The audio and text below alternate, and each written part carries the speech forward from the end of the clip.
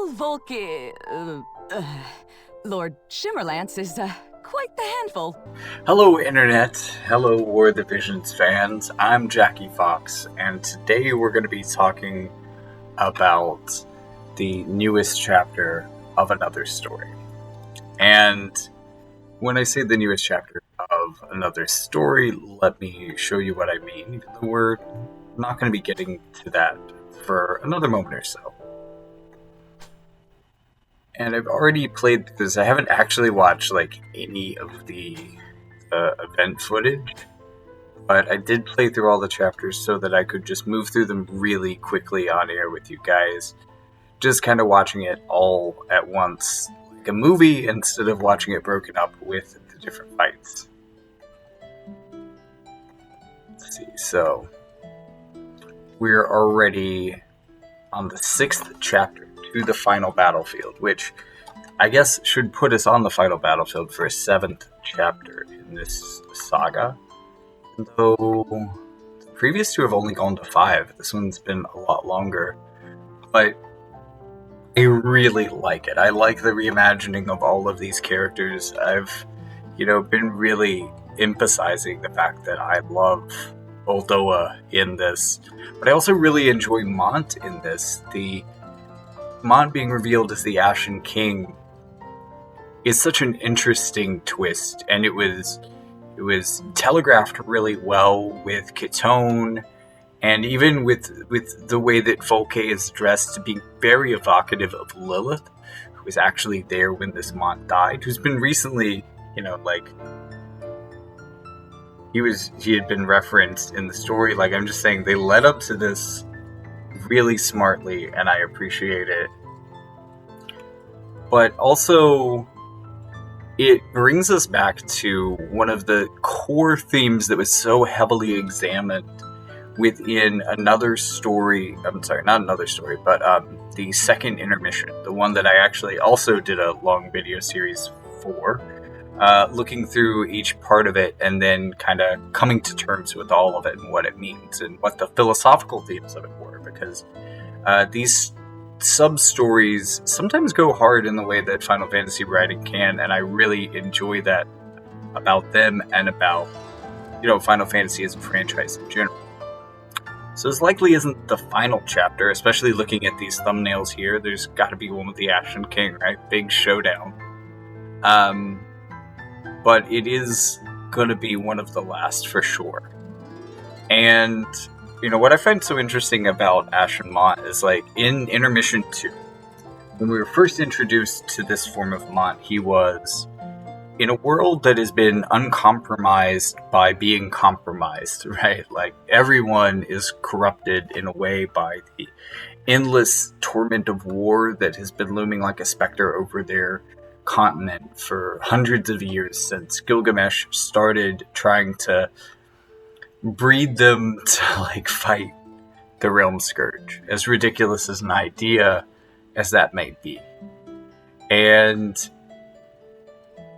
in all of this, there's been this recurring theme where heroes and villains, even the regular Mont himself, sometimes fall to this idea of a war to end all wars, this fallacy that believes that bloodshed can only be brought to an end with more bloodshed. And this isn't true, because people don't like it when you kill their siblings or their family. So when you do that, sometimes even decades later, that resentment just festers and turns into your next war. Right now in the world, it feels like we're on the verge of a third world war ourselves. And that's scary, as it really should be. But in the midst of all of that, we have the alternate Mont that we saw only for a few little scenes. Not even scenes, but parts of a scene within that chapter. Battles, they call them. Everything's a battle. All is war. This is what Ardra is. And this is what War of the Visions is. It's right there in the name. If the Wars of the Visions ever ended, there wouldn't be much of a story to tell, now would there? But amidst all of that, the only way to really come to peace is to put down the swords and stop fighting. somebody has to be the first to do that and the first to rally around that position. And through so much of our story, Prince Mont, through so much of our story, this version of Prince Mont was the first to really do that. Alongside Sodley, who we knew would become a villain of... he was just careless and reckless and wasteful of people's lives. Truly despicable and evil, and those are the voices for peace and change, at least in that timeline. And then he dies for his convictions. But this really creates a really weird place for his particular character arc, right? Because he doesn't really have one other than, he came out as a pacifist and was murdered for it, like, real fast. Real fast. So the story gives him a story arc. He goes from that position of purity, and the darkness of others shows him that even his ideals of purity are hard to achieve, and people don't come by peace naturally or easily. And even in Wandering the Many Worlds, Ashen Mont and company never find one unmarked by war. It seems that war is an inevitable consequence of our existence. And therefore, Mont decides that the only way to change this is to rewrite our existence entirely by taking on the mantle of a god and resetting everything. The ultimate dictator, absolute power. But there's still that longing for peace inside of him, and he has this villainous duality that we see in a lot of complex villains, where ultimately his ideals are positive, but the means that he uses to achieve them are very negative. It's like a scene, I don't know how many of you, and I'm getting pretty off topic, and I swear, by at least the 10-minute mark, we're going to get into the story.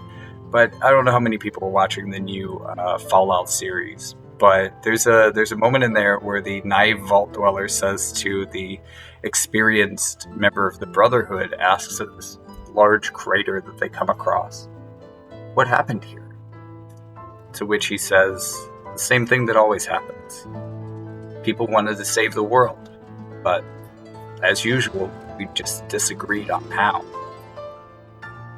And that's very much the situation we find ourselves in now, where we have the Warriors of the Crystals as kind of a stalwart protectorate of the status quo, and you have Ashen Mont, who wants the fullest possible form of revolution, absolute revolution, but also brought about through absolute domination, personal revolution in which he takes on all sin and is the conduit through which the world is born again. It's a pretty high and lofty ideal, and it's a good example of the war to end all wars fallacy, brought to its logical conclusion. With the introduction of the Realm Scourge directly after Intermission 2 and the beginning of Chapter 3, we have a uniting presence that at least gives us a non-human thing to war against. This threatens to unite all of Ardra and end the War of the Visions in one final climactic battle. So without people pushing the war to end all wars, we have the perfect place for a villain in a side story to return to that familiar trope. So, with all of that being said, let's enter one of the final chapters and see what Ashen Mont has in store for us.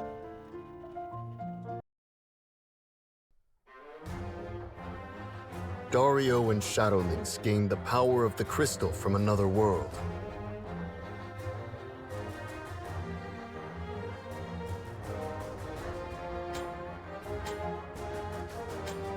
And by doing so, they thwarted the Ashen strategist Aldoa's attempt to open the door to the Chamber of the Core Crystals using that very power. With a decisive plan in hand, Oldoa sought an audience with the Ashen King Mont in hopes of recovering their lost footing. Witnessing Oldoa's extraordinary resolve, the Ashen King asked her a simple question: if she remembers the day she entered his service. For Oldoa, it is a day that will forever live in her memory. It was the day she was betrayed by her sworn liege and trusted comrades, the day her heart perished. A special day in which she was given life anew. The day she joined the Ashen King and his family. Renewed in her desire to see her liege's ambitions to fruition, she swears her life upon her new plan. To this, the Ashen King gives his blessing and his trust.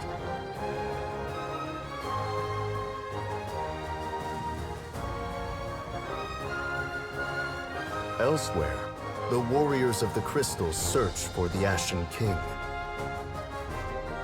Once again calling on the help of Eureka, they are able to find traces of his magic upon a small world. The warriors hasten there and are met by its inhabitants upon their arrival.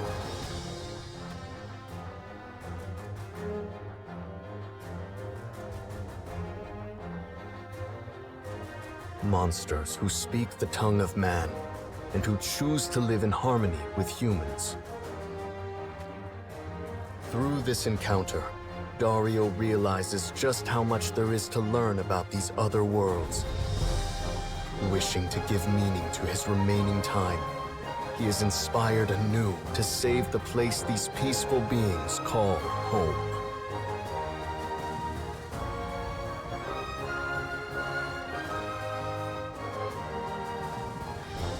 Oldoa and the warriors of the crystals confront each other at the Temple of Radiance, each seeking different ends of their own. In the midst of a fierce battle, Oldoa manages to ensnare the warriors in a trap, for she was armed with the knowledge that the Temple of Radiance was created long ago as a passageway to the chamber of the core crystals. Her trap would sap the magic from the warriors of the crystals, and especially the hidden power within Lucio, and finally open the door to that which her liege seeks. However, Lucio had learned much from his master, June, and from all the battles he fought along the way. By swearing to protect all life, not because it is his duty, but from a willful, inner desire to do so. Lucio's true power is awakened once more, and with it, he defeats Oldoa. Eyes glazed over with a dream of the world Mont would create, she breathes her final breath.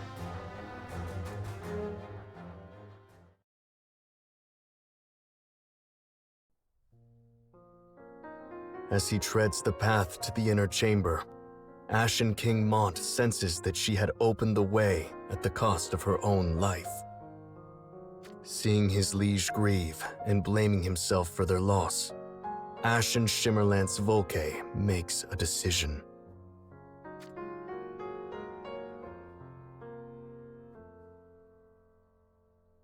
Please go on ahead, your worship. That warrior, Lucio, is bound to come after us. Allow me to avenge Our Lady Strategist.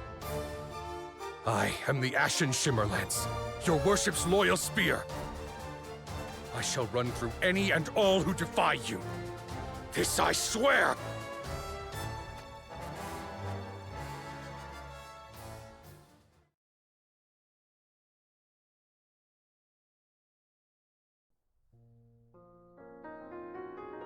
There isn't time, your worship. You must go quickly so that Lady Strategist's death won't be in vain. There's no need to worry. The power of the core crystals also flows within me by the grace of your worship. I won't be easily defeated. But if I can say one thing... What is it? If my lack of experience worries you, then I urge you all the more to hurry. It's simple, Your Worship. If you claim the core crystals before I am defeated, you can just use their power to save me, can you not? In other words, whether I live or die depends solely on Your Worship. Volke. Now get going, Luna says to... No. Ketone. I'm counting on you to keep his worship, Lord Mont, safe. Volke. My brother. No matter what it takes, you must survive. You must live. For I refuse to lose another. That is my one and only command. What is it, Volke? You have fallen quiet. I gave you an order, and I would hear your answer. It shall be as you wish. Do not fail me. I won't, Your Worship. Come, Ketone. Yes, Your Worship. He called me his brother. Such words are wasted on me. If I had remained the same child I was the day I departed with his worship, I could have been happy. I thought of Mont and Ketone as family. Before I knew it, Sis was just a distant memory. But I'm not the same as I was back then. I can't be.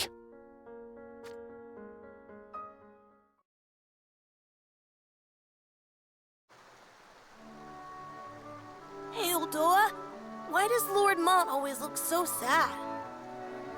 Volke. I see you've reached an age where you notice things like that, little one. I told you already, don't call me little. Oops. I apologize. I just can't seem to help myself. So much time has passed, and yet I still see the little lad I met back then. Okay, where are they? Come on. I guess the only way to change that is for me to grow up as fast as possible. Hey, where are you hiding Then I behind can the join the text box? fight I can't see too, you. and Lord Mont won't have to look so sad all the time. I'll take down all the enemies in his path, get a big reward, and become his best retainer. And when I do, you won't have to think so hard every day, Oldoa. You can retire. Well, well, that sounds like a fine idea. I suppose that means I stand in the presence of a great general-to-be. But there's so much for you to learn before you can go out and earn your honors on the battlefield. Like combing your hair after waking up. It is an unruly mess. But I shall see it tamed soon enough, so come here. I can do it myself. Besides, your hair is just as messy. Maybe even worse. Oh, ho, ho, ho. Quite the bold statement for one so little, General Volke. You know it's rough when you need a strategist to detangle kids' I'd hair. say it's deserving of a little punishment. No, please! Not the Oldoan mini bomber! This is what happens when you don't respect your elders. Take this! Ah! I'm sorry! Stop! Please! Stop!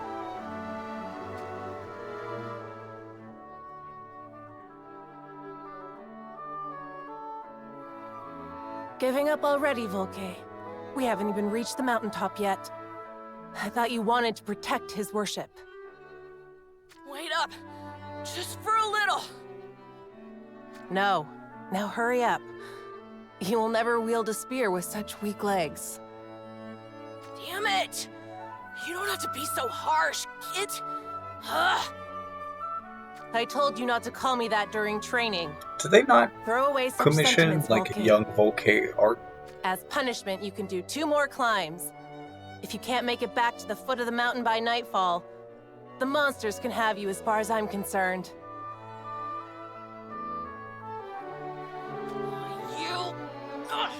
You're the only monster here! If you have energy enough to curse me, it means I've been too lenient. Shall we make it 3 climbs instead?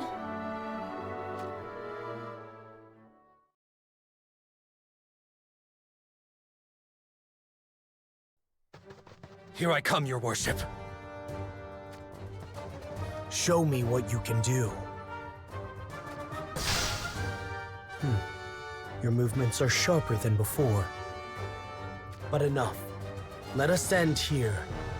You have done well in your training. Thank you, your worship. Does that mean I can finally join you in battle? Someday, yes. When the time comes. Someday. Still the same answer, I see. Volke! Watch your tongue before his worship. But I tire of hearing those words. When is the time supposed to come? Why won't you let me see battle, your worship? We visited countless worlds in search of that power's source, but not once, not one single time have you... That's enough, you fool. His worship does not let you see battle because you are clearly not ready. I didn't ask you, kid. Ketone. I would hear the answer from his worship. Pray tell me, am I truly not good enough yet, your worship? If you can't answer with words, then answer with your blade in a duel, here and now. So is it just me, or, like, is there no longer a sense of family in this particular scene? Like, since we've been able to see Volke in his non-kid body, and, you know, maybe a bit as an intermediary with the Ketone scene in between, but, like, you know, the Oldoa scene was relatively cute, even though it had some of the same themes. It felt like they were a family. In the scene with Ketone, he used her nickname, and then he does that here, and then forgets and realizes that he has to use her full name. I'm surprised he didn't call her Cestus at that. But, and switching from Mont to your worship, but also, I mean to bring that up because he did the inverse of that right before that in the current day, before we started this flashback, by, you know, accidentally calling Ketone Necestus and then Ketone. He's reverting to this. He's not quite got to the point where he's calling her Kit, though at this point, since they kind of established this dynamic, I would be surprised if it happens at least once, kind of like Chekhov's gun, like, it's Chekhov's kit, Volke's kit. We're going to hear it eventually.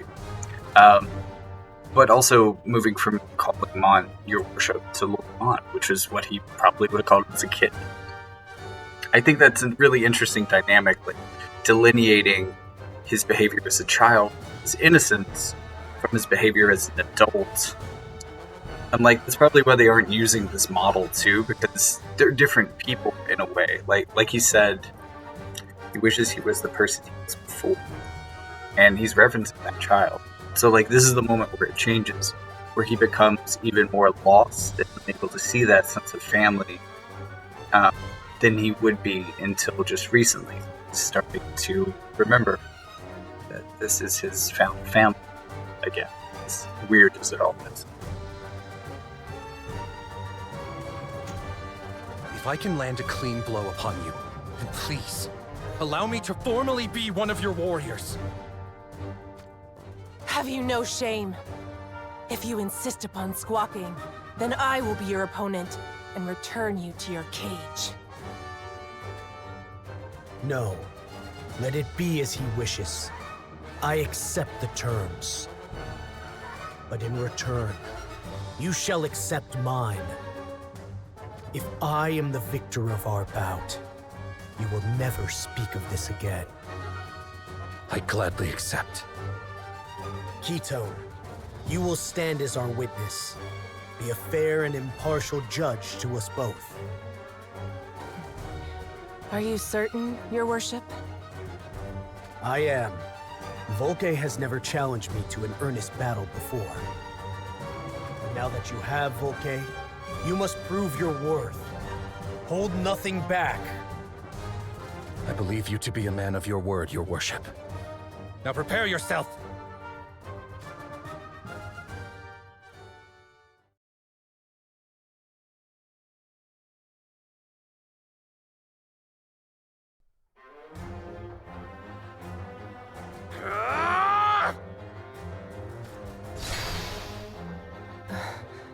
That was close.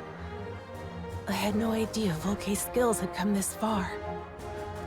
He's gotten strong.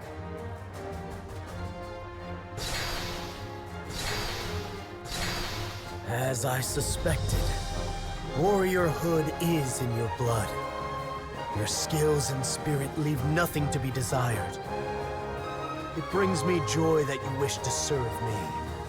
But know this.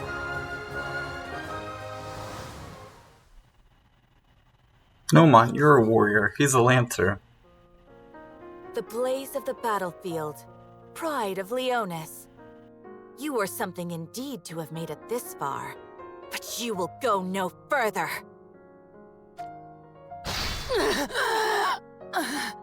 Lord Mont.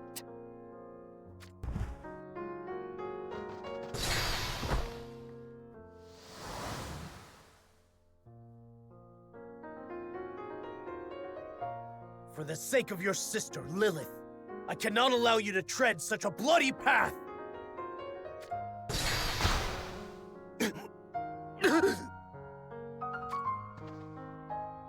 Enough! This match has been won. Please stop. Both of you. I expect you to keep your promise. Never speak of this again. I shall decide when you are ready. Understood, your worship. Oh my! What was all that ruckus? Everyone looks awfully dour. It is nothing that warrants your concern. His worship was merely training with Volke. Ah, is that so? From the looks of things, Lord Volke put up a good fight, but was still shy of victory. Good assessment, mommy strategist. Your eyes are keen as ever, Lady Strategist. But I didn't even come close. Then I suppose more training is in order. In any case, might I have a moment of your worship's time? Speak. Did you find anything out? I did, indeed. I was looking into the great waves of power your worship has begun feeling of late. And I believe I have finally discovered their source. You have? But of course, never have I lied to his worship, and nor shall I do so today. Then I would hear your full report. Let us go to a more befitting location. Left out, like always. But I won't give up. One day, I will prove to his worship just how useful I can be.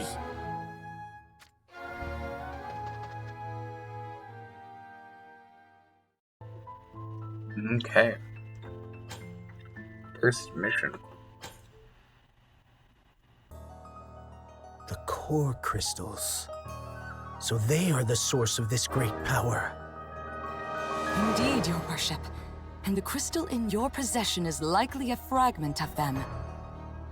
The warriors of the crystals who saved your worship's life. It is my humble belief that they were originally born of these core crystals. I see. I knew they were not human, but I did not suspect that to be their true nature. After deciphering countless myths and legends told across the worlds we have visited, I have learned that the core crystals will emit infinite and inexhaustible magical energy when placed in the chamber to which they belong. This is without a doubt the source of the great power your worship spoke of. With it, his worship would have infinite magic power at his disposal. And he could use that to recreate worlds? Where is that chamber you speak of?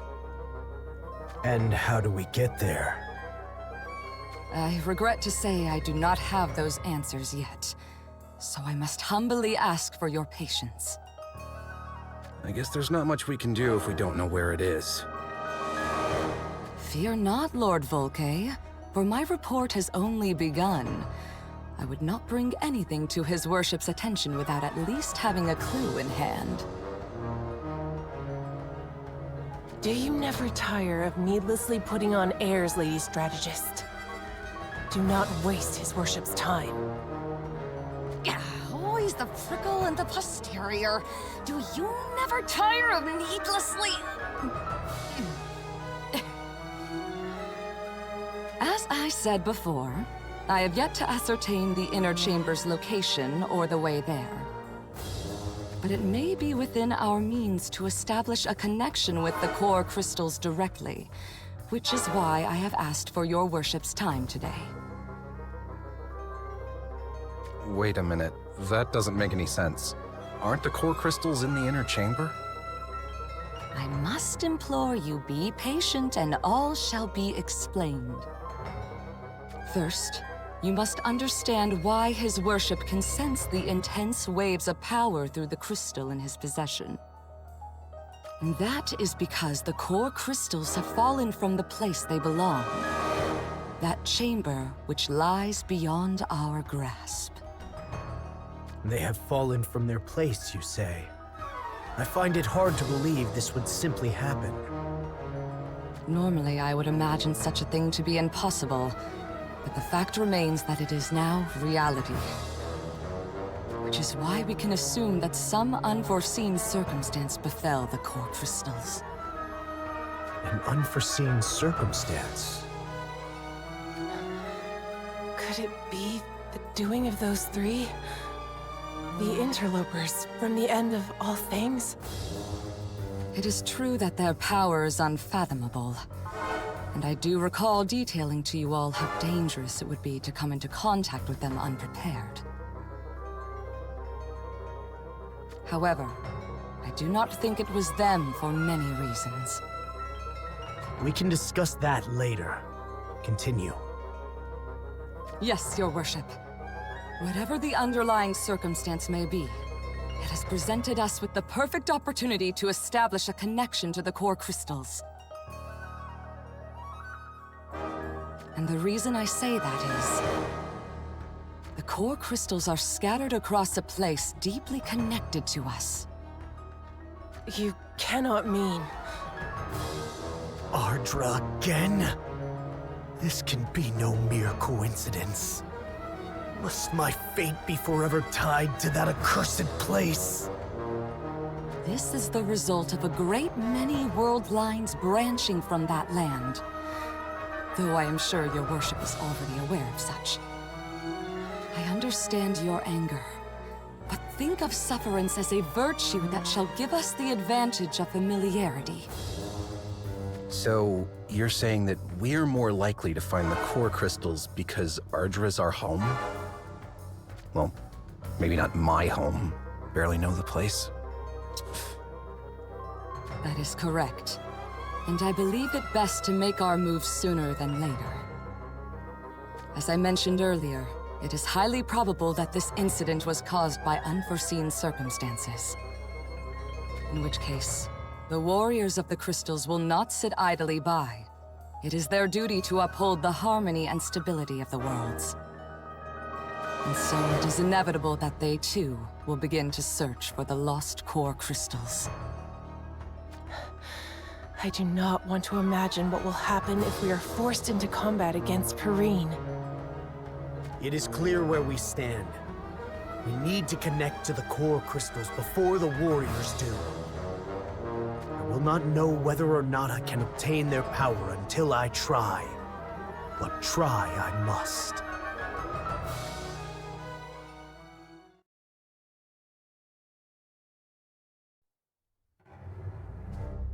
I sense 4 energies that likely belong to the core crystals. While they are indeed on Ardra, they exist at different points in time.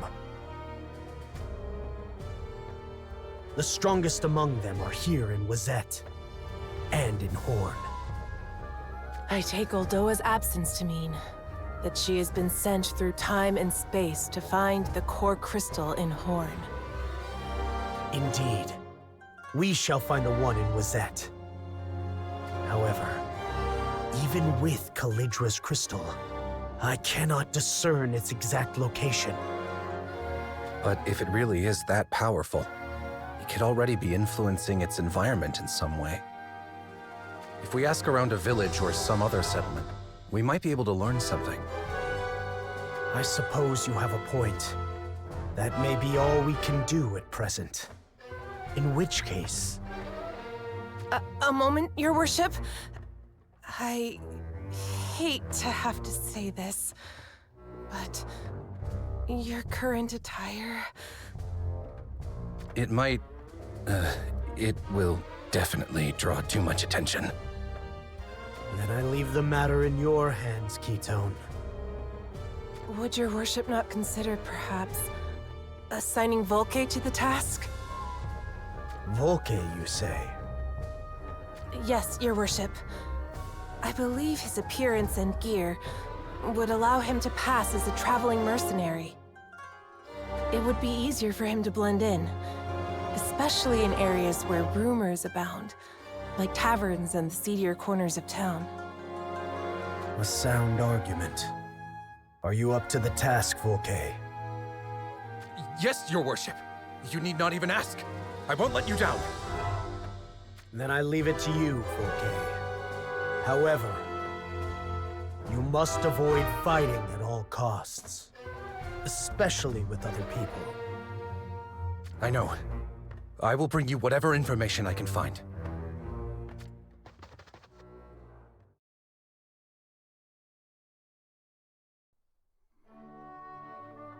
Have I noticed anything different? Well, yeah, I sure have. And what might that be? The monsters. Lately, they've turned savage and have been rampaging around these parts. The Elder's at his wit's end, so he asked a noble by the name of Rogal to step in. He's the man who rules this area. Ah, I see now. You've come to join the hunt and make a name for yourself, haven't you? Well, that's right. There's no fooling you, sir. As you might have guessed, I'm a traveling mercenary. Heard I could make myself a fortune in these parts, so here I am. That's so. Well, I don't mind who does the job, so long as those monsters are gone by the end of it. You'll find the commander posted at the Black Dove Inn on the main road. The Black Dove. Got it. Thank you, sir. Here's hoping you make your mark out there. Best of luck to you.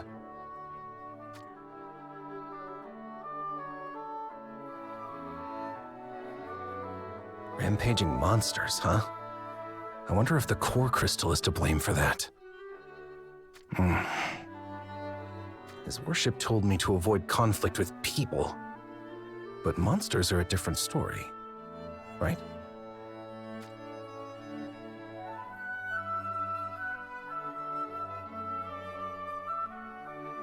A mercenary, huh?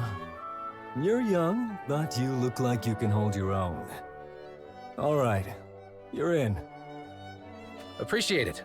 This should keep my coin purse full for a time. We'll discuss rewards once you've shown some results. I trust that works for you. No objections here. Then it's settled. We head out tomorrow morning. Rest up at the inn tonight. But know the fee's coming from your pay. Nothing's on the house, huh? Guess I'll need to work hard to make sure I don't come out of this with less than I started.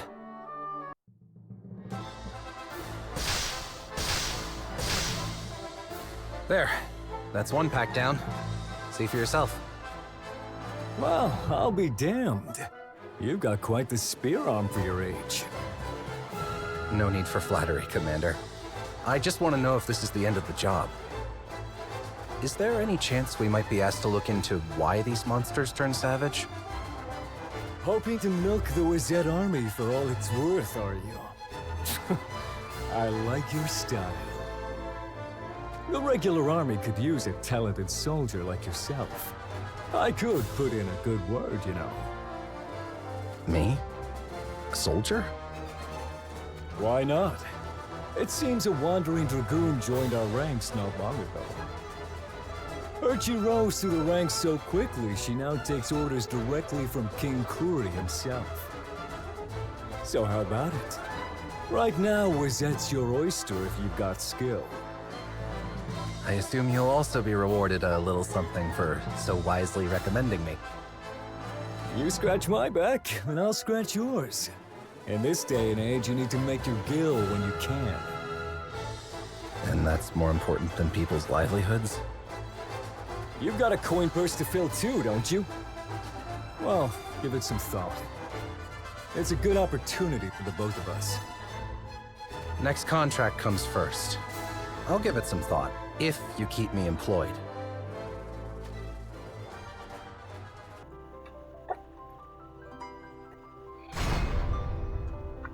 Okay, quick intermission for me to get some lunch, and we're back. As we're getting back in, my thoughts on the story so far is that I think, especially from the position of the story of Volke, then perhaps it makes the most sense to remember that this is the story of the child of the group. The tone should be about the same age as Mont, who seems older here than he kind of should be. Like, he feels... Volke, He feels... Lord Shimmerlance is quite the handful. So I was hoping she would say that. I'm sorry I kind of talked over it. Like, you know, she initially calls him Volke and then calls him Lord Shimmerlance, which is, you know, just... And I think something that we're probably going to see more of here, the way that what especially has just a loving heart, and, you know, still kind of sees this as a family in a way that some of the others are beginning to lose. This is a story about a family, not a perfect family, but a family maybe that we can relate to, that is bound together and glued together by the unspeakable traumas it's been through up to this point. I mean, in this point in the story, these guys have traveled through countless worlds with the power of the crystal, each one of them embroiled in war. They've tried to save many of them, and they failed every time. Other than losing each other, the things that they must have lost during this process would put them very close together, but also, since they're brothers at war as well, there's a different type of bonding that happens there too. One that does the opposite of what a family does. And I'm starting to see already a tension here between this mentality of war, where we all go by code names, which interestingly makes like the whole character reveal process possible. That's been such a point of the storyline, figuring out who the Ashen folks were. But this also represents kind of a height of dissociation from self and dissociation from the family, that has also kind of elevated Mont to the status of being his worship, a position of the god that they believe that he will become. And this again dissociates them from him and makes him less of the father. I'm also seeing Aldo as the mother. Again, Katone should be around the same age as Mont, but she does not seem to have aged at all, where Mont seems to have in some way. So she feels like, you know, Volke's stern older sister. So, kind mother, harsh, impassive father, trauma all around. I don't know, maybe some of y'all can relate to that. That's, I'm just saying. So, we should be moving on to the truth behind the hunts.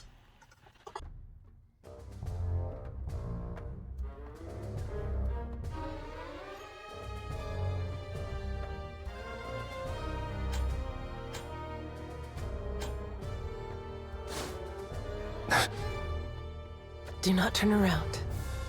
Just give me your report. What I've learned so far points to the monster's aggression being a result of the core crystal's influence. I've helped the Wizard army defeat the beast several times now, and I think I've gained a certain degree of their trust. So you've been joining them in battle? Eventually, the military will begin investigating the cause of all this aggression, and I want to be a part of that.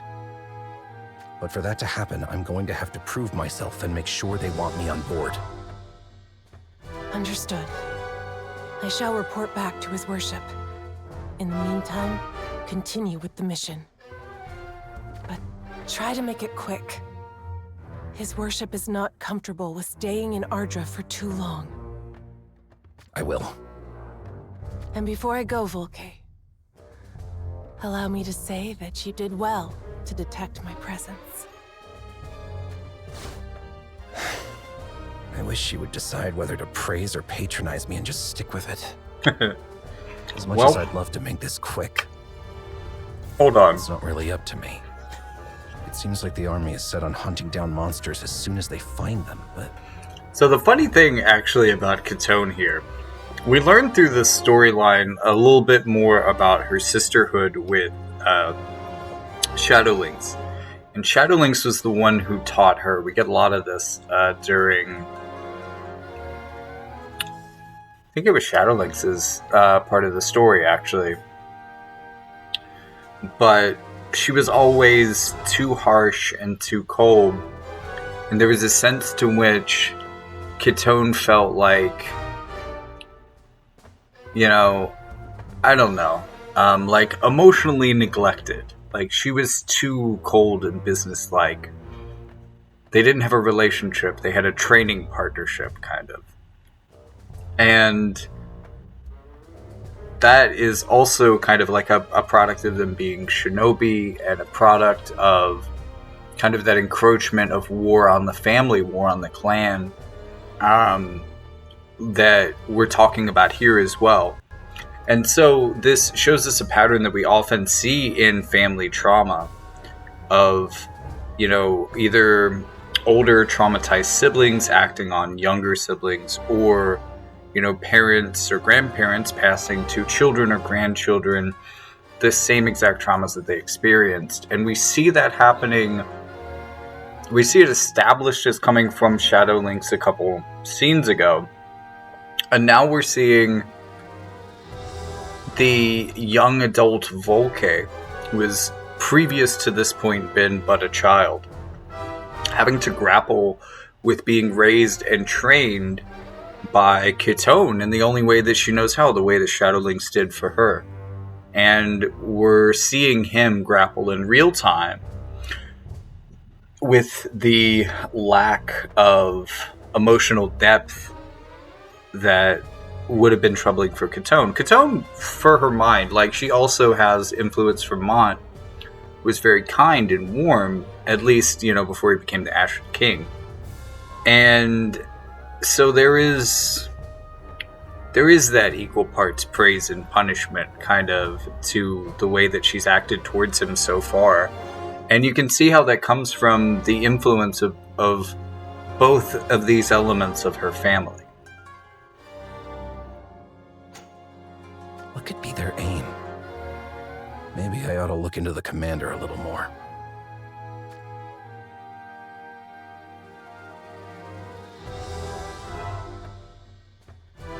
According to the soldiers at the inn, he went to speak with the elder, but...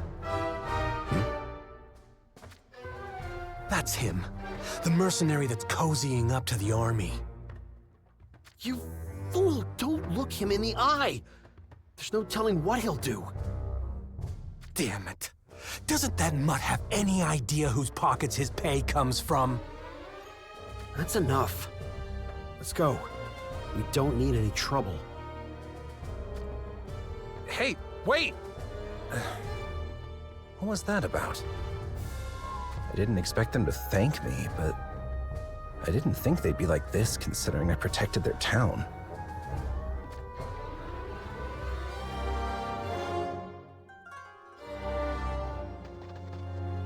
Well, the This is the Elder's house. I'll show myself in.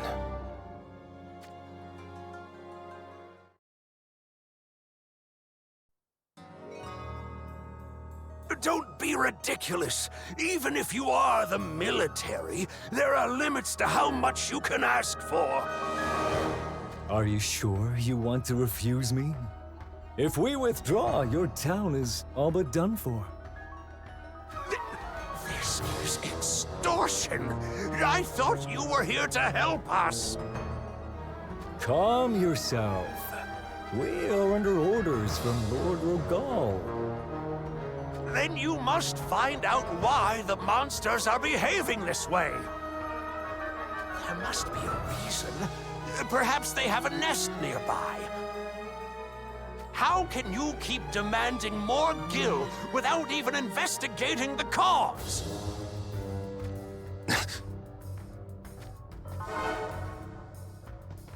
Hey, is what he said true? You know, it's bad manners to eavesdrop. I asked you a question. Why aren't you looking into the source of the problem? What was the point of even hiring me? Come on, there's no reason to get angry. It's all a misunderstanding. There are limits to what the army can do. This is no misunderstanding. He is trying to squeeze every coin he possibly can from this town. I will stand for this no longer. I will speak to Lord Rogal. No!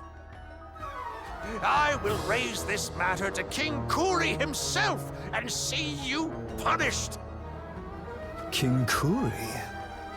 And here I thought we could resolve this peacefully. It seems you need a painful reminder of your place in the world. Stop! What's this now? The wandering mercenary wants to play hero, does he? I thought the army was meant to look after the people.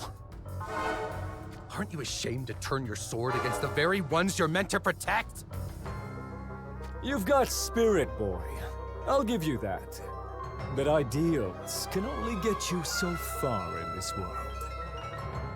Keep spouting such naive nonsense, and you might find it gets you into a situation you can't get out of.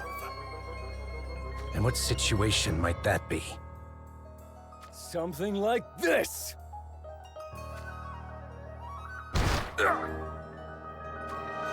Heavens have mercy! How can this be happening? You had promise, so I thought I'd take you under my wing. What a mistake that was. You there! Finish the deed. Don't take it personally. This is a matter of life and death for us, too. Curse you! You won't get away with this! That's enough out of you!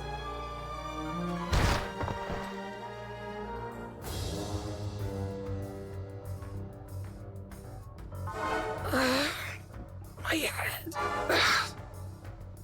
Those cowards. They jumped me from behind. Damn them! They tied me up and just left me here. No! My house! Doesn't look tied up. You couldn't draw him tied up? Please! Come on now. What in the I'm world sure is going on someone out will there? and link it in the comments. What's it with people trying to, like, Smoke. murder heroes by putting them in a building and setting it on fire? This is not the first time this Town has on happened. fire? At this rate, it'll... Calm down. Remember what Kid taught you. When restrained by the enemy, I just need to dislocate this joint like so, and... Damn it, that hurts! I can't believe she taught me such a painful technique like it was just another chore on the list. But it worked. Now to pop it back in, and...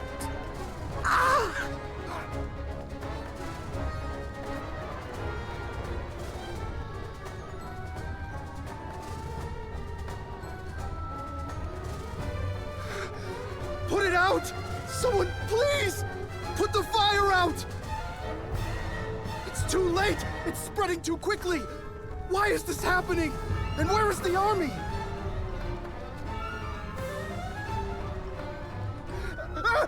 Over here! Soldier! I need your help! My wife and child are still inside! Is that so? Well, you've got nothing to worry about. Oh, thank you. After all, you'll be reunited shortly. On the other side. What? You don't mean...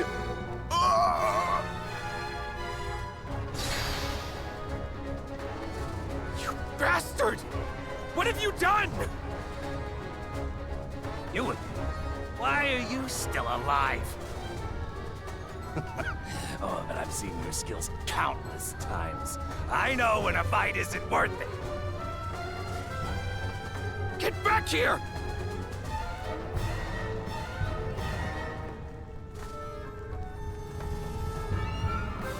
Apologies, Lord Rogal. It seems we may have made a slight miscalculation. I came to see how things were faring, but... well, they only have themselves to blame for this. None of this would have happened had they not foolishly threatened to alert King Kuri. I could not agree more.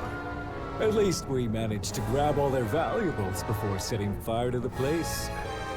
Very Rogal move. Who would have thought those Venice brutes could be so heartless, huh?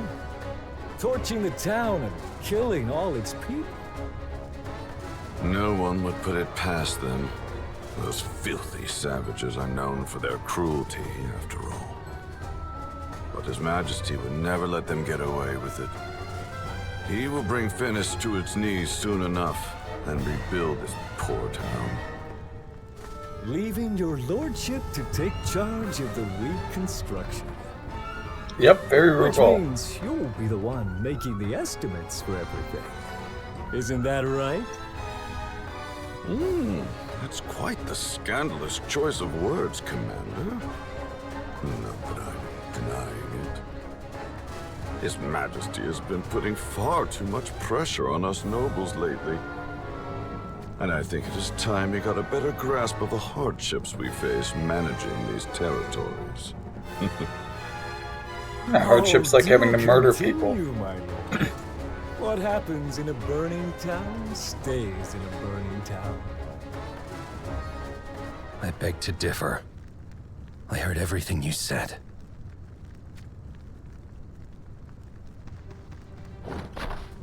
It's too bad he doesn't cook Rogal like a shish kebab right here, right now. Help me!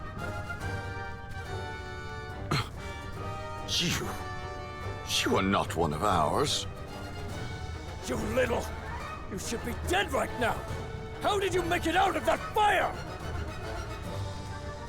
If you wanted to keep me quiet, you should have killed me yourself. Why didn't you take my head? Is it because you're nothing more than a coward? A pathetic, spineless rat? How dare you! I'll take that as a yes. Explain yourself, Commander. I tire of this farce. My apologies, Lord Rogal. You know what happens to those who miscalculate repeatedly and fail me, don't you? Of course, my lord. I'll take care of this. Enough dawdling, you fools! Hurry up and surround this vagrant! Your worship, please forgive me for what I'm about to do. If you're saying your prayers, it won't help you. Go on, kill him! No one will miss one less drifter! I mean, he is praying to his god. I just cannot let these fiends go unpunished. Yeah, but kill Rogal. Rogal's gonna keep causing problems. These guys are just assholes of the week.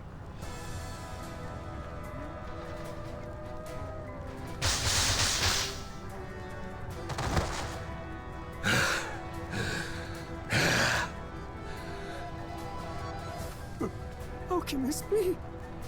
A single man striking down all of my soldiers? Whoa! Arsenal! This job isn't worth dying for! Coward. Called it.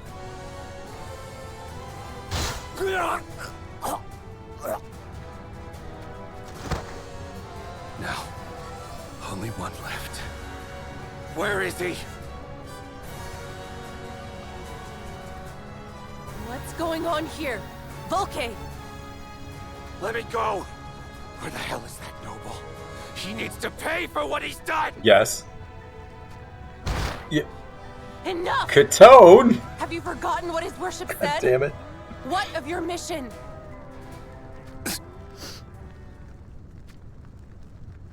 Ketone. Calm yourself. Take a deep breath. That's it. Now, again. Kid. These men. They're supposed to be soldiers. They set fire to the village. They tried to burn me alive. That's why I understand. You don't need to say any more. I never wanted this to happen. But I was so mad. I couldn't think straight and... It's all right, Volke. I'm here. And you are safe. His worship. The Lord Mont is worried about you. Let us return to his side for now. All right, Volke?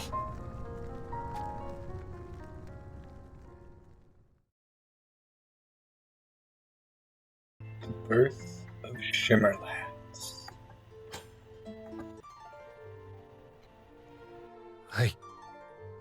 I'm sorry, Your Worship. Please forgive me for disobeying your orders. Volke, I was the one who nominated Volke for the job. I take full responsibility for this.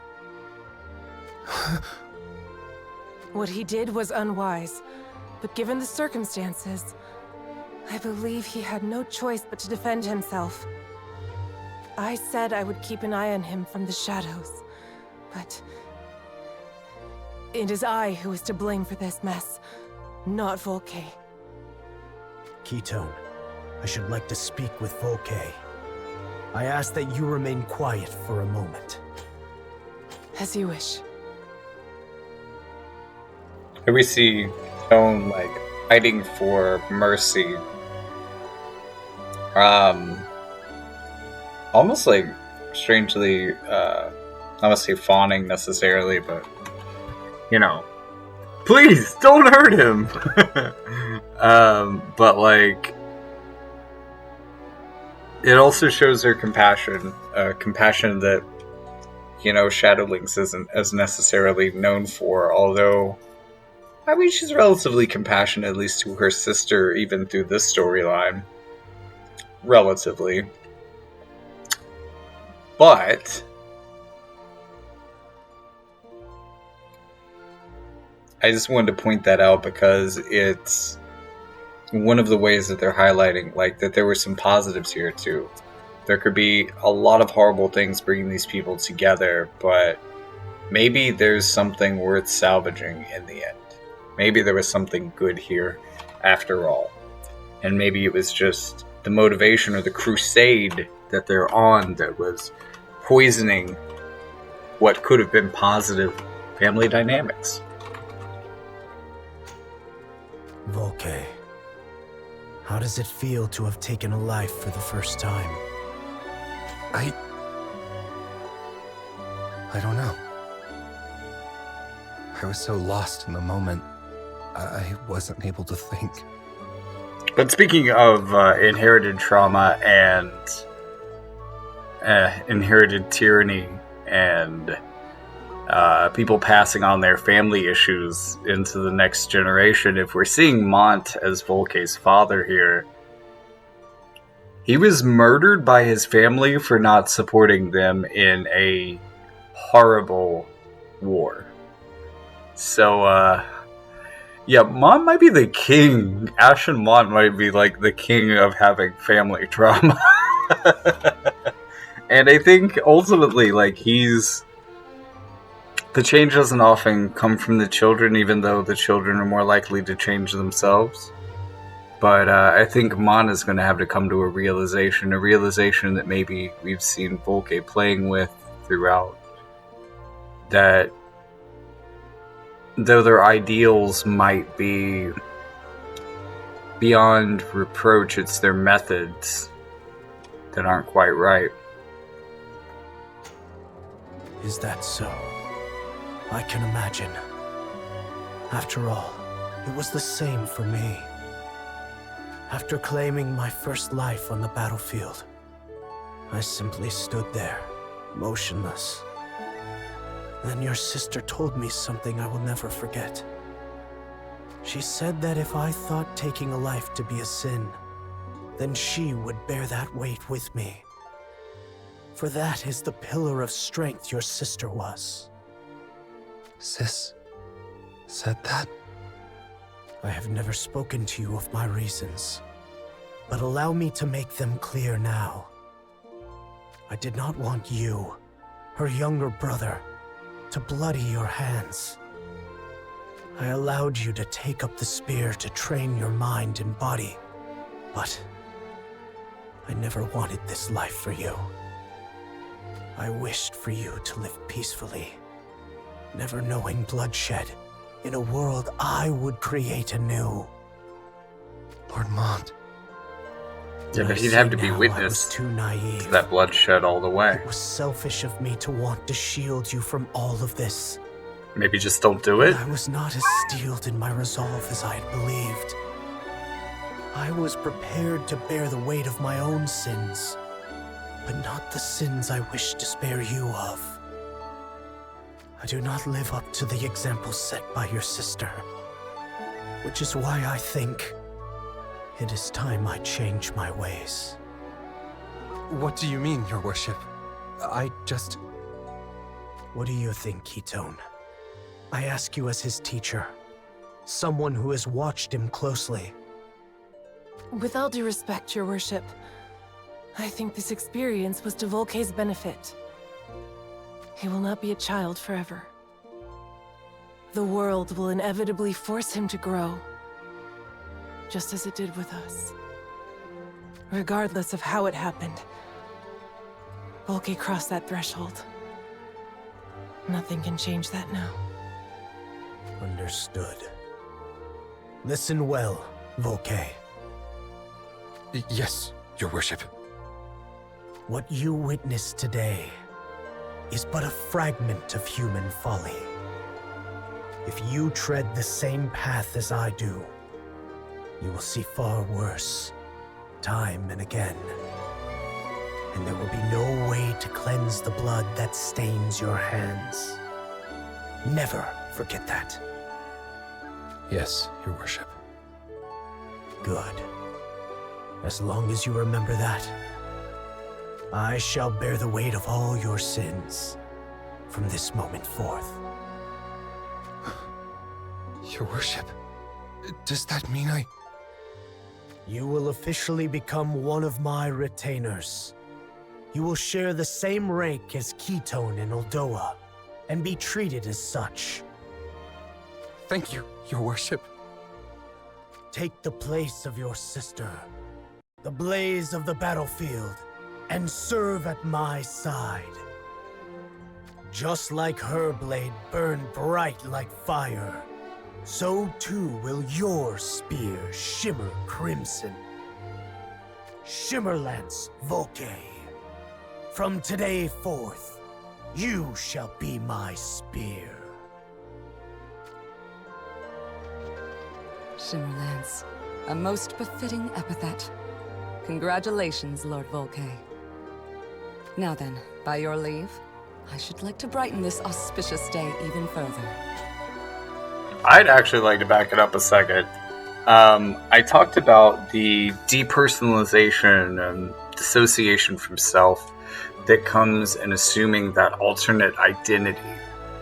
it's also kind of culty in a way. Like, the abandoning of self and the establishing yourself with a new identity, an identity that is simultaneously subordinate and in relation to the cult leader. So he is no longer himself. He is no longer the brother of Lilith. He is now the spear of the Ashen King. He is no longer the son or, as he says, brother. I mean, I guess that's, he was a kid, right? As Mont was, like a young adult at least. And this implies that they've kind of grown up to a point where Mont is an adult. Maybe he's coming into adulthood himself. Maybe now they can feel more like brothers, but has been kind of like a son to him. So instead of, Father Mont, it's your worship. His worship.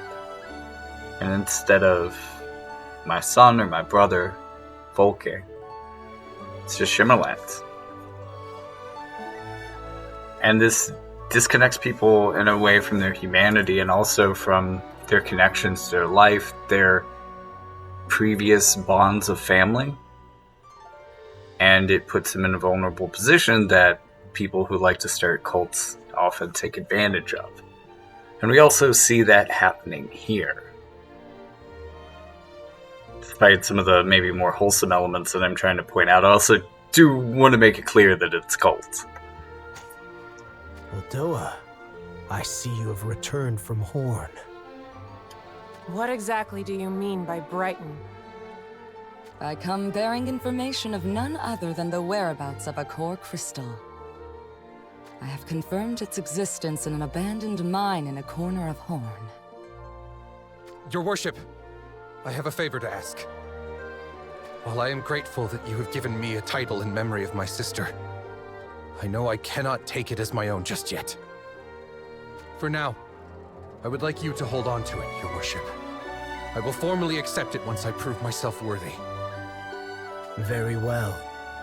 I imagine the favor you mentioned to be an opportunity to prove that very worth. Yes. I believe the core crystal's magic will have drawn in no shortage of monsters. And its influence will have them more violent than ever. Just as they were in these lands. I see. I had not reached that particular conclusion. So, you meant to say you would carve my path? If you would allow me, yes. Then so be it. Now, let us make for Horn.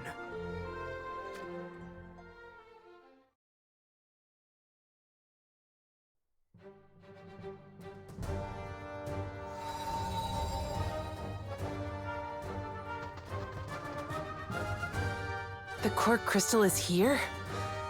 As Volke predicted, this place is teeming with fiends. I imagine they will be great in number. Will you truly be all right on your own, Lord Volke? Yeah. You two need only focus on protecting his worship. As you wish. Allow us to bear witness to your first campaign, Shimmerlance, Volke. Go, Volke. Guide us to the core crystal. Yes, your worship.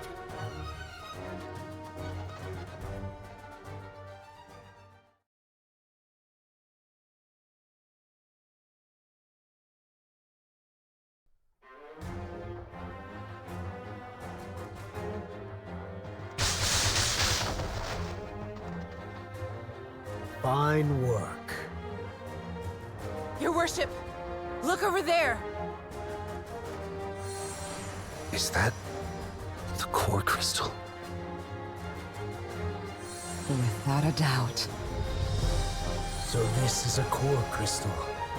The source of the great power I seek. Please wait, your worship. I ask that you refrain from touching it at the moment. Why do you stop me? If you were to take that core crystal now, you would indeed be able to obtain a portion of great power.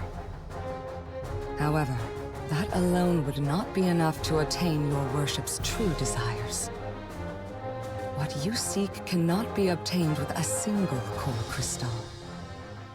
Rather, you must reach the inner chamber where all the core crystals are to rest. It is there that you shall gain the undeniable power to reshape the world. That may be so. But then, what do you suggest we do with this crystal now? We went through all the trouble of finding it. Don't tell me we're just going to leave it here. I believe that to be the wisest course of action. Do you remember what I said to you before, Your Worship? Work from the assumption there are others who know that an unforeseen circumstance has caused the core crystals to fall from their rightful place, and something becomes clear. I see. Now that I look at it, there seems to be a different energy mixed within.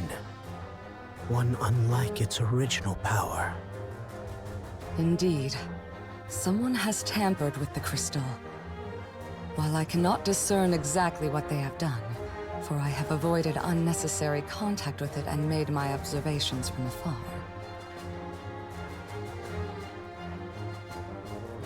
There is a possibility that this is the doing of an interloper from the end of all things, or one of their allies. So, heedlessly touching it may be dangerous. Then what do you suggest we do? Standing by twiddling your thumbs is hardly a strategy befitting of your title. I suggest leaving it here for the warriors at the crystals. What? You can't be serious! Allow me to explain. Once the warriors retrieve the crystals, they will inevitably return them to the inner chamber. So if we follow this crystal, it will lead us straight to said chamber. And how do you suggest we do that? By using Calydra's crystal. It has the same nature as the core crystals, and now that it has been in your worship's possession for so long, it has all but become a part of you. If you embed a fragment of it within the core crystal, then it will form a connection between my crystal and the core crystal, which we can use to locate the inner chamber. Precisely. This will lay the foundation for the rest of your worship's plan. The core crystals will inevitably return to the chamber where they belong. When your worship stands before them and establishes a connection, the foundation we have laid will be the one true key to attaining their power.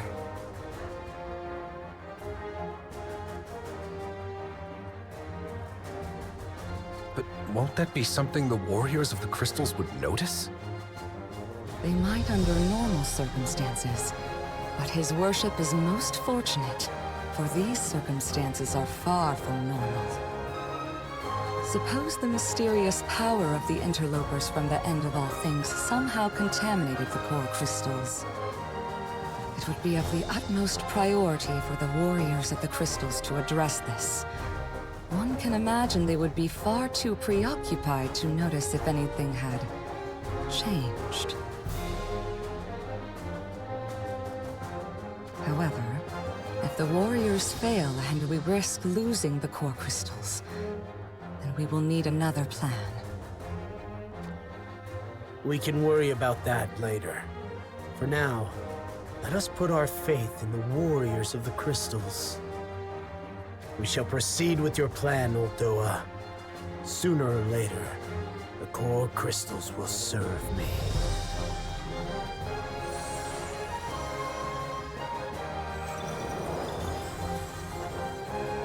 Excellent. Now we need only wait. In the meantime, let us take to our preparations with a degree of leisure. We will need a temporary base, preferably on an uninhabited world. Come.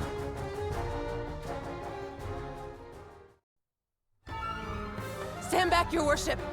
I shall handle this creature. I thought I had defeated them all, but I shall right that wrong now. Wait. It seems that it is not my life this creature hungers for.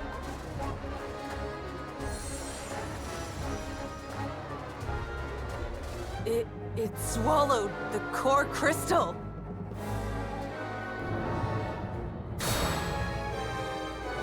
Now it means to attack us? Your worship! You mustn't!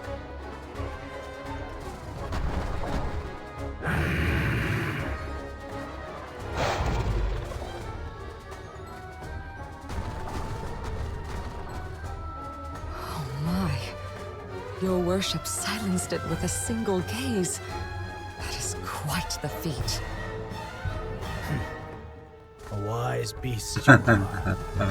I shall leave the core crystal in your care for now. I like that canonically he Keep it has safe he has from silence. wandering eyes in the pit of a belly until the warriors of the crystals come for it. Fucking silence touch this man. But I mean, he kind of does have silence touch, right? As a unit, that's really interesting and flavorful for him. Well, but also we know that given... Okay, so time is wibbly-wobbly, timey-wimey and shit throughout the Warrior of the Crystal stuff. But this should mean... This was the Core Crystal event. This was the Ochu that you had to slay in Another Story 1-1. So, while they're referencing the Void characters from 2, and while they may somehow, I don't remember their story, but well, they may weave into this a bit as well. The imbalance here that they're detecting should be from Astrius and all of the Season 1 shenanigans, as well as the scattering of the core crystals. Or was the impurity... I don't remember where the impurity was, but the scattering of the core crystals, that was, I believe, Astrius. Anyways, this does happen at the beginning of 1-1, so that's relatively where we are in time. 5, 6, 7, 8, 9, 10. Jesus. Wow, they really go hard on the story for these. Like a farewell to the past is where we are. After that, days and months went by. Until at long last, the time had come. Volke. Your worship, I am here to escort you back. Very well. What of Old Doa and Ketone? They have already gathered and await your worship's return. Then I suppose I should not keep them waiting. Let us return. What is it, Volke? Is there something you wish to ask me? It's nothing, your worship. Whatever it is, ask it. This land, it is a part of Ardra, isn't it? Yes. What of it? You usually prefer to keep your distance from this place. So why? Why now? And why alone? Is something bothering you? I thought the only obstacle that stood between me and my objective was the warriors of the crystals. But there was one more thing I had to be certain of. A presence. One that a man I know well had tried to prevent the revival of countless times. Even if it meant rewriting history itself. I needed to see if he succeeded, or if his efforts were in vain. History was rewritten? There's something so dangerous here as to require that? Indeed. But there is nothing to fear. For now. Though it may become a threat in the future, I need only reduce all to ash before that happens. Mont was gonna... Reduce all to ash? Then it's true. The reason you summoned us all back from those worlds. So Mont plans to destroy the Realm We Scourge. shall speak of it later, when all are present. To be honest, that's a pretty interesting twist. Someone is there. Wait, your worship! And the stories felt pretty Realm Scourge agnostic up until this point, for the most part. Then I shall ask but one question. You dare stand in the way of Lady Marjorie's carriage? I do not answer to you. I see. Then there's but one explanation. You lot are from Leonis, are you not? In that case, may the Leonesians bear your enmity. It seems we are uninvited guests. Lady Marjorie, do not get out of the carriage. Pray wait inside. This seems to be about the scene where the game started. Is inside the carriage, and her life is ripe for the taking. You fool! I shan't let that happen.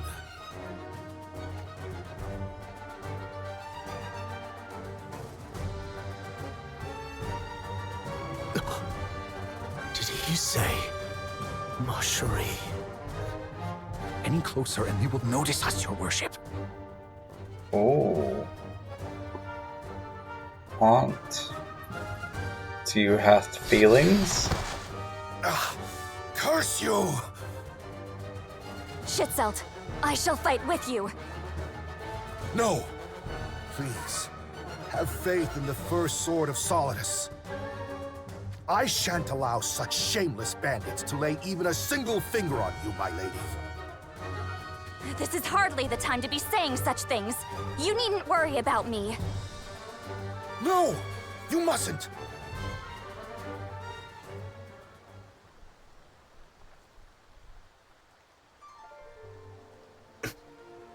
Marjorie. No, your worship, stop, please!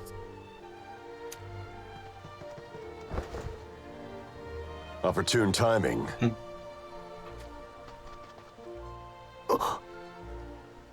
Father. Your Majesty, they wear the armor of Horn.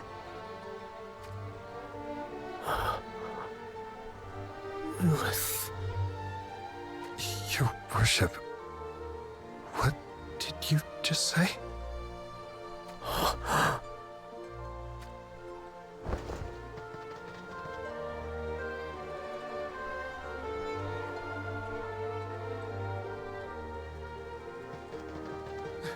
Your worship!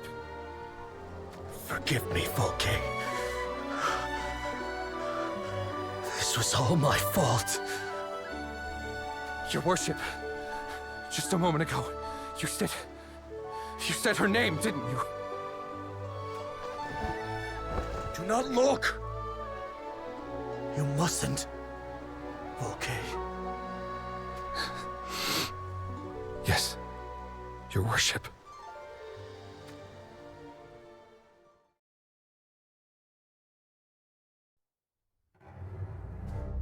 I see everyone is present. Welcome back, Your Worship. Thank you for seeing him back safely, Lord Volke. Sure. Did something happen? No. Of course not. I see. I'll take your word for it, then.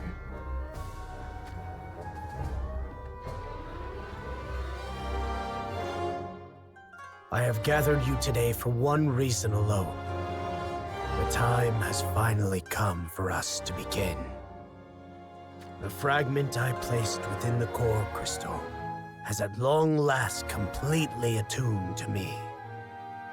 And now I can wield its power as my own, even without entering the inner chamber. Finally. How long we have waited for this day. I have confirmed that the one whose mysterious power contaminated the lost core crystals, and the interlopers from the end of all things, who seemed to be pulling the strings, were defeated by the warriors. I can say with complete confidence that there is no better time for us to act. Then it begins. It is time for the world to be reborn. Isn't it great how the Where would villains you take have us turns? start, Your worship.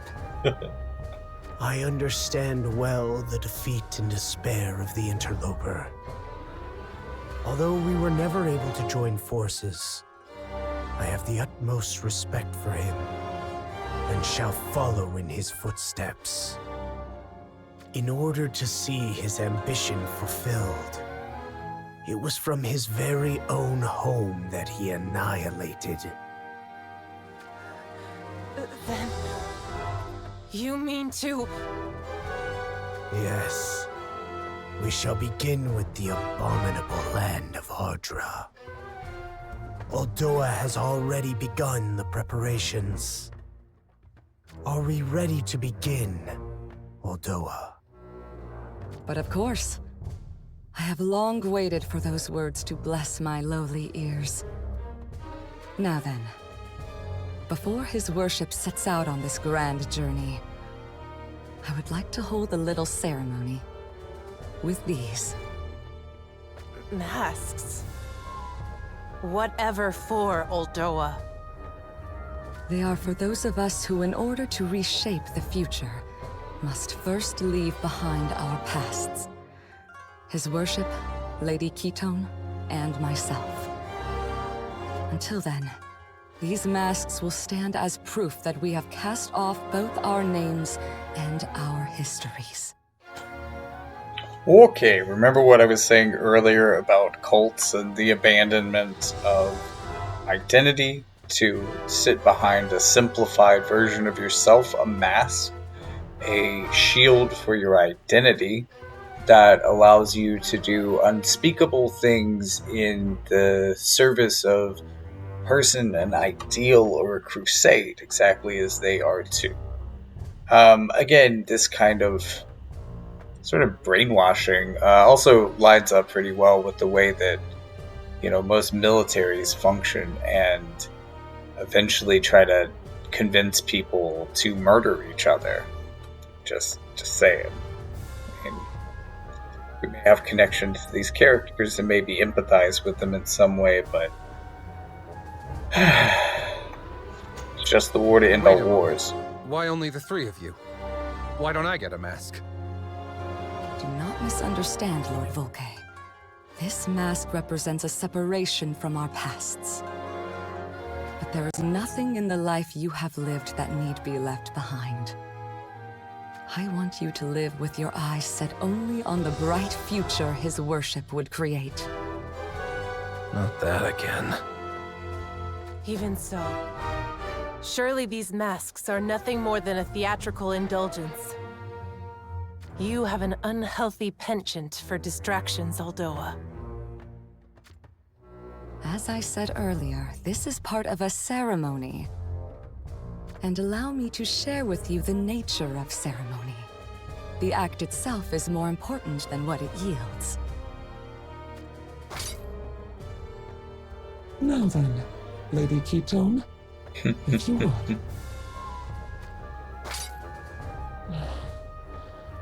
Bo's really dug hers. I can barely see a thing. At least design it with practicality. If we are to abandon our identities, then we will need new ones. I shall incinerate all the wickedness born of human folly that clings to the worlds.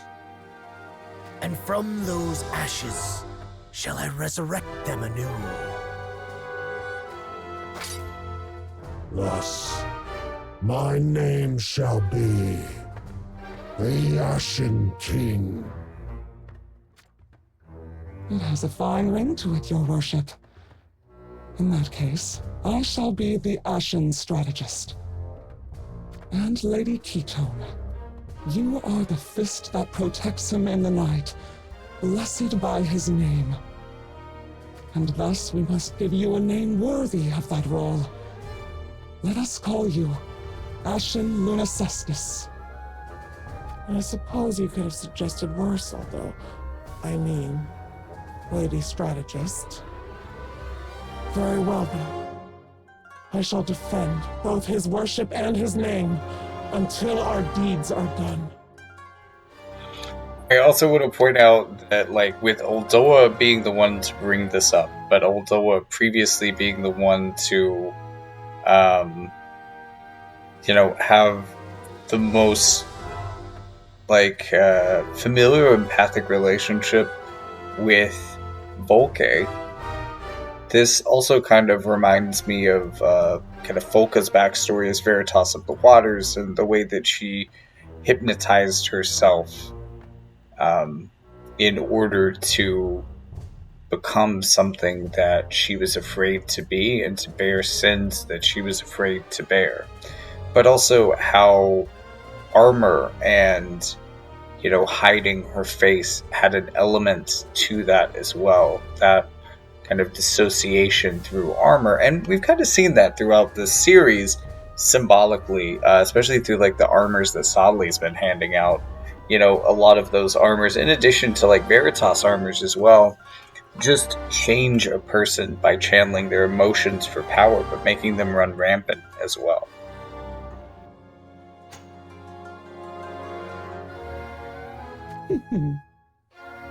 Listen well, you three. Once this begins, there shall be no stopping. Which is why I must say this now. Thank you for being by my side. You are my family, and my greatest treasure. Strategist. Yes, your worship. Lunacestus. Your worship. And Shimmerlance. Will you accept your name now? If it is your wish, your worship, I will. Gladly. Very well. I shall count on your allegiance more than ever in the battles to come.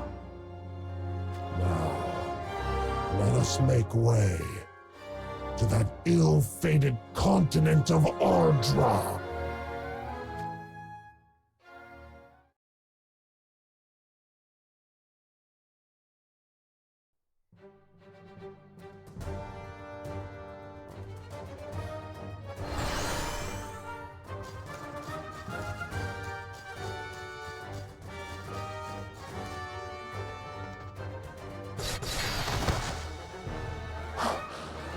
So this is his worship's power, when combined with the core crystal. Lunacestus, I entrust the next battalion I summon to you. Take them west and stop Rundal. As you command. Strategist, you will join me as we lay waste the Horn and pinpoint the location of the vein. Your will is mine.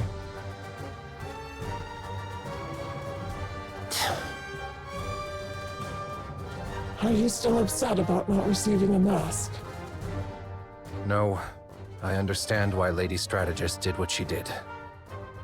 Do not wait for your duty to call on you. I must leave his worship's side for a time. I trust you understand what that means. He bestowed you with the name Shimmerlance. It is now your duty to prove that you are worthy of it. That is my final lesson. Now go! Understood. Just don't do anything reckless. Okay. I won't.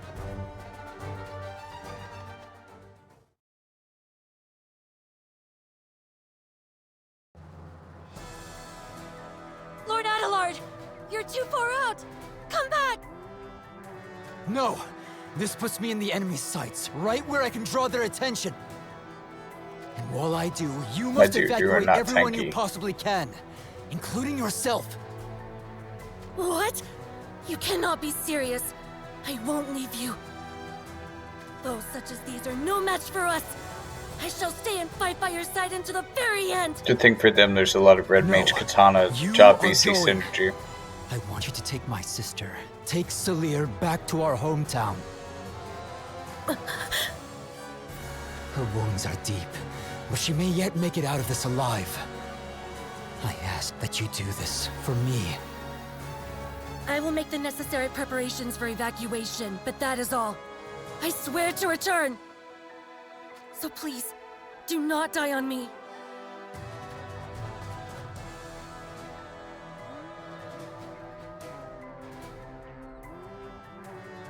They defend their home well. I expected no less from Horn's 2nd Division, Nitor. Adelard, the Vermilion Devil, puts up quite the valiant fight. He has already managed to stave off his worship's forces more than once. There is little wonder as to why those unfortunate enough to cross him refer to him as a devil. The question is, what shall we do about him? Please, allow me to send that devil back to hell. And while I do, your worship and Lady Strategist can focus on finding the vein as soon as possible.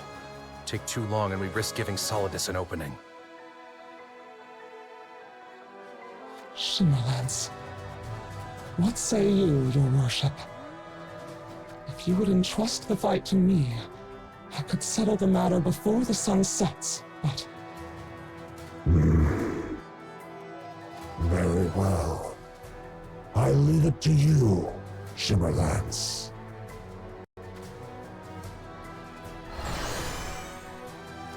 Let the people of Horn know that the crimson of your spear burns brighter than that of the Vermilion Devil's blade. It shall be done.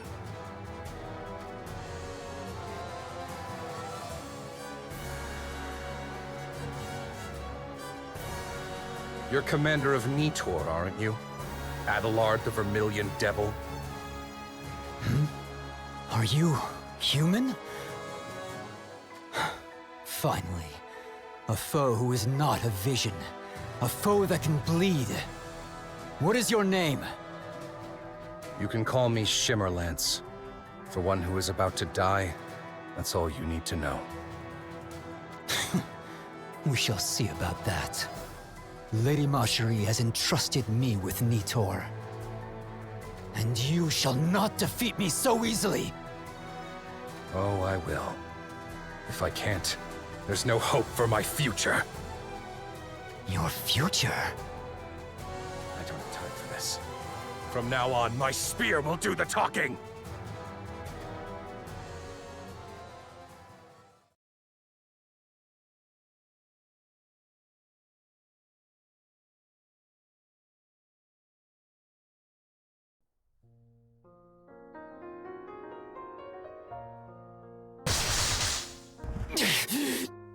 This can't be. It looks like I won after all. I wouldn't be so sure if I were you. Half of Nitor should have escaped by now. They will find Lady Marcherie and stage a counterattack. We know from the beginning of this that's not going to go well. Sure. No matter who you and your brethren may be, your victory shall be short-lived. The rest is in your hands, riches. You were a tough one, I'll give you that. There are still more of them inside. Even without their commander, it seems they won't surrender. What should I do? I imagine Lady Strategist would tell me to leave them be, but...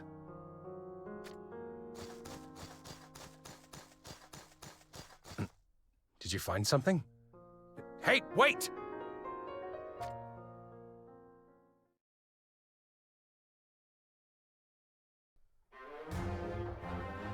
Everything's all right. Please remain calm. Head in this direction and you should be safe. Lord Adelard will hold the enemy back.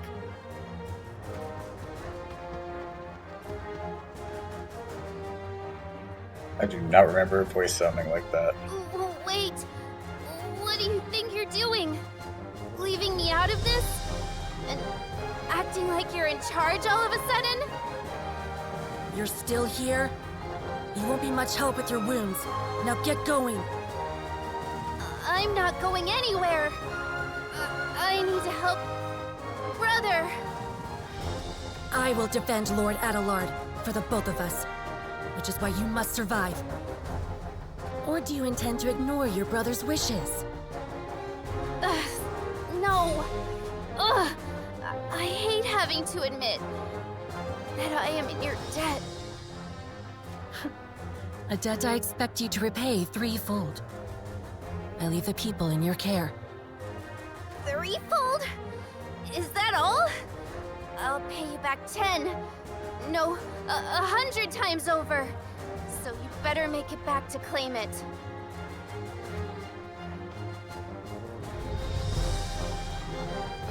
You're from Nitor as well, are you? Who are you? Your enemy.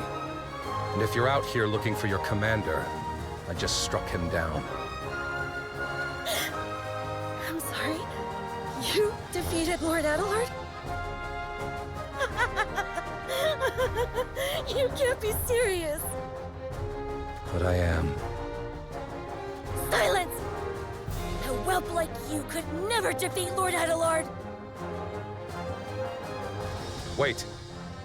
The ones who left just now. They're civilians, aren't they? And what if they are? Do you intend to lay your hands even on innocents who have lost their homes? I won't let that happen. Not on my life!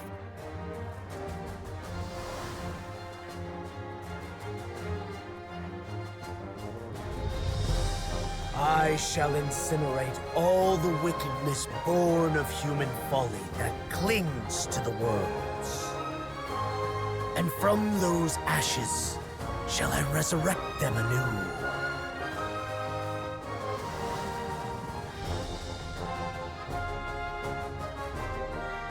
Even if I let them go, it won't change the fate that awaits them. Which means it would be mercy if I were to just... If I were to... Lady Regis! You fools! Why have you returned? Get out of here quickly! No matter where we go, we won't escape. So please, let us help you take at least one of those abominable dastards with us! Yes, we're proud citizens of Horn after all. We can't just stand by and let them have their way. No, no! Absolutely not! Please don't say that! Let me keep my final promise to Lord Adelard. I'm begging you! I loved him, no! I still do! And I always will! And if I cannot keep my word, then I won't know what to do with myself! I would never be able to face the Lear! Now go! And leave this fiend to me, so that I may gut him! Very well, Lady Regis. We know you can do it! Please, be safe. I won't lay a hand on the people. Excuse me? Your fate won't change. But that doesn't mean they should lose their lives here and now. You... Neither should you. So leave! Quickly now, before I change my mind! I believe you won't harm them. So allow me to thank you for that. But that doesn't change how I feel. I cannot allow you to leave this place alive. What? My name is Regis. I am a warrior of Nitor, Lord Adelard's greatest follower! And the woman who was meant to be his wife. You do well to remember my face. His wife? I cannot forgive you for slaying my future husband. So prepare yourself!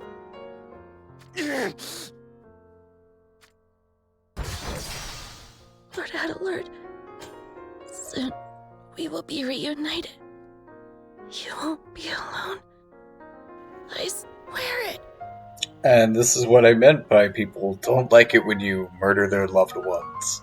It tends to piss them off beyond all reason, and even when you have provided them a reasonable out to the hostilities, they will still want you dead. This is why war is contagious and enduring. Why stopping might actually take a miracle. We're addicted. And this has been a long recording. I'm definitely going to have to end it after this one and do a part 2 for the other half of this. But let's grind on through. In the end, no matter what I did, I was a fool of a fledgling. Even I know that.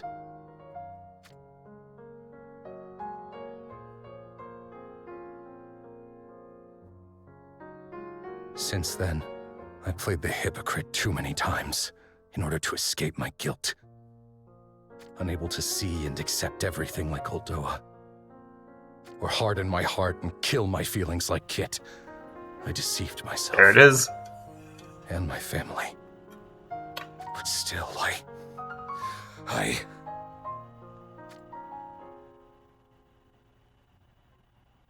We made it all the way back to Kit. Told you it was going to happen. Glad it happened before the end of the video. I might have forgotten about that one by the next one. But there we are. So if you appreciate this, let me know what you think about the story so far. Like, in the comments, there's going to be a lot of spoilers anyway. I kind of have to accept that.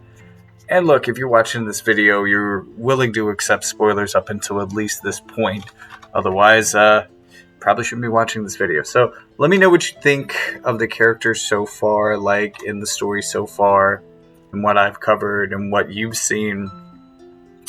Please do not spoil the rest of it, especially no JP spoilers, none of that stuff. But anything that's come before the part that's on screen, we will pick up with succeeding the blaze on the of the battlefield all the way to Ashen Shimmerlance Volke if people are interested. If not, hey. Thanks for tuning in to this one. Be sure to, comment, like, subscribe, do all those things to make me know that you want to see more of this. And then also check out that link in the description. There are books, there are ways to donate to the channel, podcasts, a little bit of everything. Gosh, I've got a podcast to work on, I need to go to my other computer there. Okay. Thank you guys so much for watching. With all that being said, I'll see you in the next one.